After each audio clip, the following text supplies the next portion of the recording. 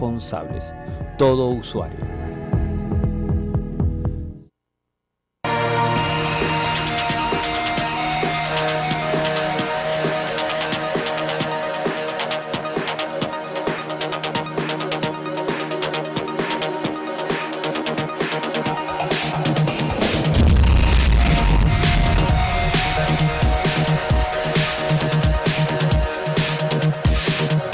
Estamos en Creadores, un programa hecho para gente como usted que piensa y actúa de forma creativa, y esto es la riqueza de la televisión local, esta es la riqueza de la televisión en vivo, esta cosa que cuando uno se consigue con invitados que tienen un nivel comprensivo de la realidad, bien crítico, bien reflexivo, que uno empieza a hablar y surgen varios temas que conversando ahorita con nuestro invitado estábamos planificando algunos otros temas, ¿no?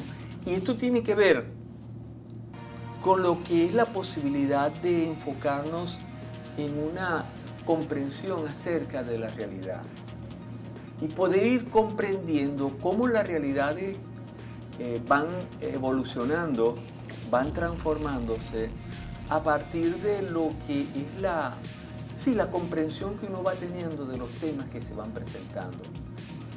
Esto es lo que nosotros queremos hacer en Creadores. Cuando hablamos de Creadores, un espacio para la comunidad, es porque queremos salir de la escuela. Queremos comprender que mucho antes de la escuela hay procesos formativos que tienen que ver con lo que es esa posibilidad abierta de entender que hay una sociedad que está creciendo extramuros de la escuela, que la escuela recibe seres pensantes que han vivido un largo trayecto de vida y que de alguna manera ese largo trayecto de vida les permitió formar un carácter, les permitió formar unos principios, les permitió formar una valoración de la vida, y que de alguna manera es la escuela la que va a sistematizar conocimiento, a sistematizar una información. Nosotros aprendemos primero de la religión que de la ciencia. Una primera comprensión que nosotros tenemos de la vida quizás nos llega a nosotros de la mano de la religión, de la mano de la familia, en cuanto nos va mostrando un camino de creencias, de principios, ¿no? Y esto nos lleva a ir también cuestionando temas que se van presentando en nuestra realidad y que de alguna manera nosotros también tenemos que ir viendo que son temas que están hoy día, digo yo, están trascendiendo esto que se llama los muros de la escuela. Por ejemplo, el tema de hoy, en concreto, que vamos a tratar, tiene que ver con la lectura y la conformación de unos criterios de una realidad. Y queremos hablar ya no solamente de la lectura textualizada, esa lectura que aprendemos a leer unos textos sistemáticos que nos da la escuela, sino que también hoy hay una comprensión de una lectura contextual, de una lectura comprensiva. Es esta lectura que nosotros vamos recibiendo y que tiene que ver con lo que es las emociones, tiene que ver con aspectos que están vinculados a sentimientos. Es esa lectura que nosotros tenemos, esa primera lectura de un contexto que se llama familia, de un contexto que se llama papá, mamá, hermano, que es gestual, que uno aprende y que uno entiende entonces cuando hay gestos de rabia, cuando hay gestos de amor, con las caras, con las expresiones, y uno empieza a tener una primera lectura corporal y ya uno entiende qué es ira, qué es rabia, qué es amor, qué es felicidad, quién es mamá, quién es papá, las diferenciaciones en cuanto a lo que puede ser de principio, costumbre, empiezan también con esa lectura comprensiva que uno tiene en el hogar y que de alguna manera luego va a ser sistematizada en una lectura textualizada cuando nosotros aprendemos y vinculamos esto que es en la escuela, es ciencia, esto que es el conocimiento científico, con estos elementos del conocer, del comprender que nosotros tenemos en un laboratorio que es inmensamente hermoso como es la realidad. Para conversar sobre estos temas, de verdad que veníamos nosotros siempre buscando explicaciones y buscando la gente que pueda tener una visión bien reflexiva, bien analítica, bien limpia de la realidad. Y nos encontramos con un gran amigo, con nuestro amigo Carlos Colina, filósofo, pero además él también hace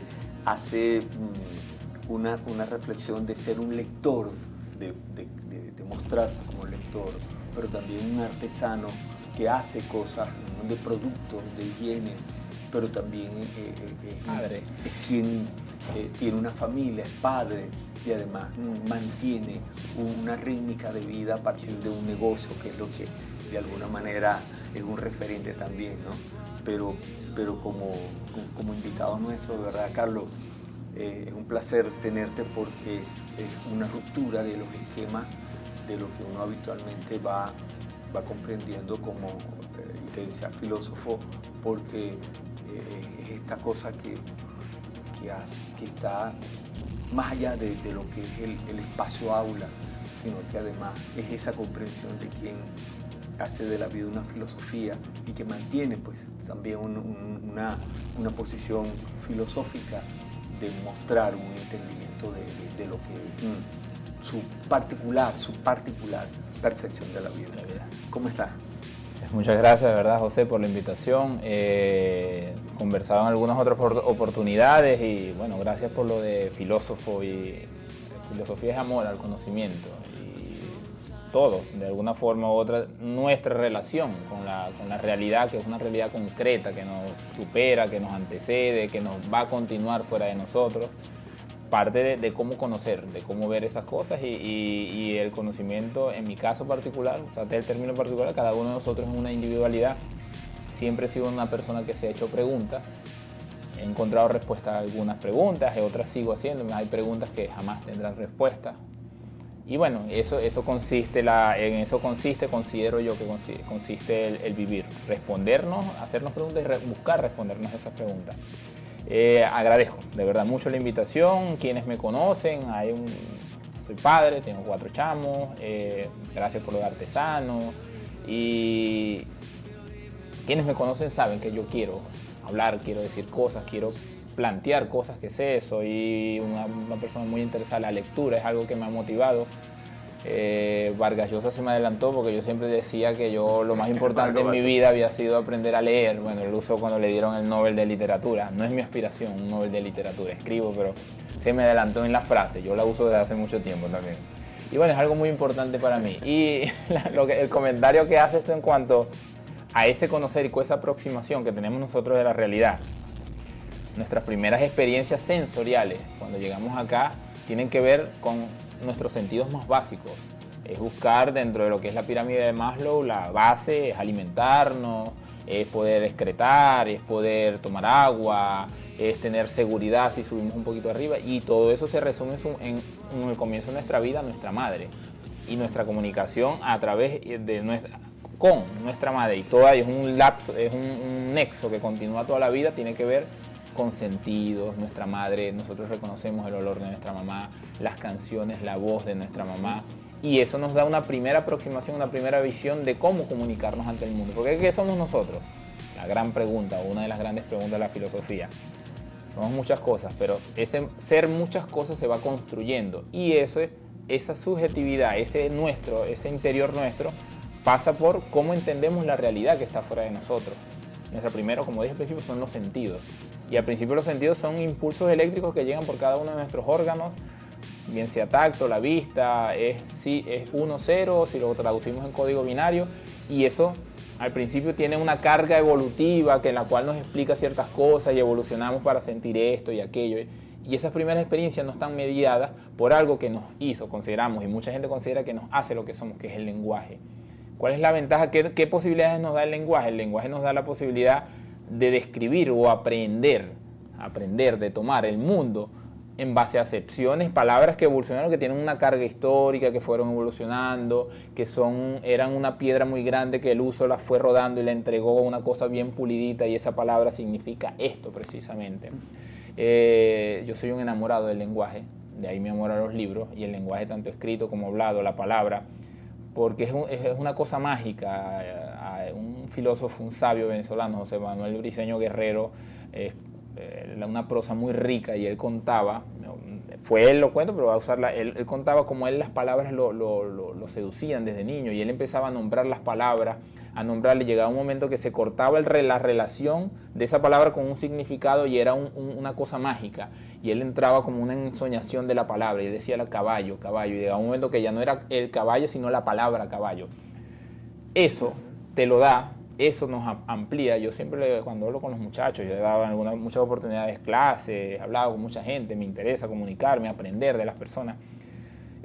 Hago una analogía o hago una explicación en cuanto a la importancia del lenguaje. Yo te digo a ti, José, mira, dibújame esto, házmelo, coloréamelo, y te doy una caja de 12 creyones. Y yo te doy una de 248, una mucho más grande. Te digo, coloréamelo, dibújame lo más exacto que tú puedas. ¿Cuál crees tú que sería la forma más exacta de hacerlo? ¿Con cuál lo harías más exacto? Lógicamente, normalmente hay gente que no entiende, pero mucha gente dice la de 246. ¿Por qué? Porque los colores van a ser más específicos. Tú vas a lo mejor este color que está acá, tú lo tienes o puedes usar el otro. Quizás sí lo pudieses hacer con la caja de 12 creyones, pero tienes que mezclar uno con otro. Eso es el lenguaje. Mientras más rico sea tu lenguaje verbal, son más colores que tú tienes para describir la realidad, más colores con los cuales tú puedes aprender y describirle a otros la realidad. Es un gran problema, lo decía Voltaire, que la mayoría de las diferencias entre nosotros los seres humanos eran problemas de diferencia de conceptos. No manejábamos los mismos conceptos. Y eso tiene que ver con el lenguaje. Y el lenguaje tiene que ver con la forma como nosotros nos vamos a apropiar de ese mundo, de esa realidad que es mucho más amplia que nosotros, que pasa a través de nuestros sentidos, que a su vez tenemos que darle interpretaciones. Somos seres biopsicosociales, pero somos también seres simbólicos. Los símbolos, la analogía, la relación, somos un gran cúmulo de cosas. Un libro que te acabo de regalar es una cosa que yo siempre digo, somos una totalidad inaprehensible, que está en tránsito. Sí. Somos, en la medida de distintas facetas de nuestra vida, somos una serie de cosas que se vamos construyendo, que vamos haciendo, y enlazando lo que tú comentas en cuanto a esa visión y como esa interpretación del mundo, la escuela, la palabra textual, porque estaba haciendo énfasis en cuanto a la palabra, hay una sistematicidad, hay un plan nacional donde de alguna forma homogeneizar una cultura particular general a los habitantes de un país. Los niños de primer grado tienen que saber esto, los de segundo, porque eso va a dar una cierta homogeneidad. Pero ahí eso cada maestro no da lo mismo, quizás no le dice, pero ¿qué diferencia cada una de esas cosas? Es el mismo libro de texto, cada ser humano es distinto. Ajá. ¿Cómo va a interpretar eso cada uno de esos textos? Por eso, a veces cuando nosotros decimos la escuela, yo hago la referencia a esta cosa que sistematiza, pero la escuela, si nosotros abrimos esa contextualización y buscamos en el metalenguaje, la escuela no es simplemente una sistematización de conocimientos, sino que es una riqueza de integración de pareceres, de comunidades, de socialización de unos seres humanos que ya llevan un cúmulo de experiencias en la vida que van a enriquecer el aula, y en donde esa sistematización de un conocimiento es simplemente eso, una oportunidad para integrar y comprender que a partir de una palabra, por ejemplo, el átomo, nosotros tenemos una comprensión bien interesante de la vida, porque para nosotros el átomo puede representar una idea ya concebida en la ciencia, el conocimiento científico, pero también puede tener otras alegorías referentes a nuestra cotidianidad que se expresan, por ejemplo, en elementos que pueden pasar por atomizar, por agrupar, por convertir un grupo de personas en movilizadoras de algo, y esos son los que atomizan y que tiene un referente igual al concepto del átomo que nosotros tenemos, esa partícula mínima de la vida que puede ser transferida también a un grupo pequeño de seres que pueden mover a una sociedad.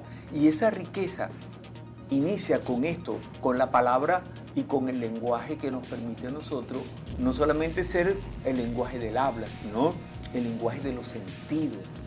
Y cuando nosotros, el maestro comprende y cuando la escuela comprende que ella es eso, no solamente la sistematización, sino que tiene que ver también con una disgregación de conocimiento, una interpretación de pareceres que están presentes y que están presentes en la vida particular de cada niño que está sentado en ese aula. Yo creo que esa es la gran riqueza que nosotros podemos encontrar en la escuela. Pero para seguir debatiendo sobre estos temas lo hacemos después de esta pausa. Ya venimos.